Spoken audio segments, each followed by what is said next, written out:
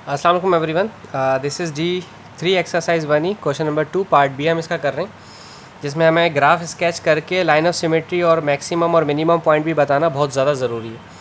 So equation कुछ मेरे पास इस तरह की है कि y इक्वल्स टू -x² -6, ठीक है। उन्होंने पहले ही बता दिया कि ग्राफ जो है मेरे पास -x² का है। जब -x² होता है हमारे पास तो मजबूरी ये है नेगेटिव के अंदर कि हमारा जो ग्राफ है वो अपसाइड डाउन बनेगा, ठीक है। मैं इसको ज़रा एडजस्ट कर दूँ स्टूडेंट्स, एक सेकंड बस, just give me a second, ठीक है ना, that's okay. Okay, sorry for the disturbance. अच्छा, अब आप अच्छी तरह जानते हैं कि सबसे पहले आपको यहाँ पर y0 लेना है और x0 लेना है, ठीक है। ये तो अच्छी तरह से याद है हमें कि एक दफ़ा y0 लेना है। जब y0 लेंगे तो यहाँ -x² -6 इक्वल्स टू 0।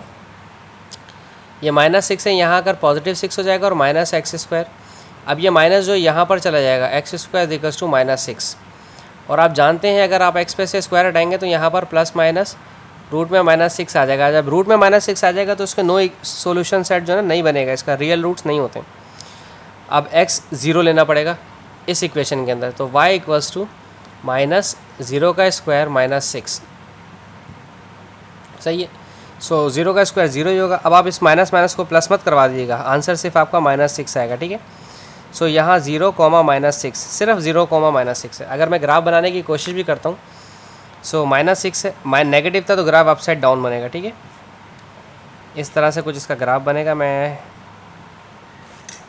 ये लेट सपोज मैं यहाँ पर 3 ले रहा हूँ, यहाँ पर -6 ले रहा हूँ, ठीक है, इस तरह से, सही है।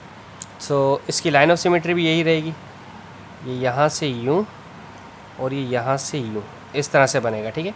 इसका मैक्सिमम पॉइंट होगा, ठीक है, जब नेगेटिव होता है तो मैक्सिमम पॉइंट आता है, ठीक है। इसका मैक्सिमम पॉइंट होगा y इक्वल्स टू -6 और इसकी लाइन ऑफ सिमेट्री होगी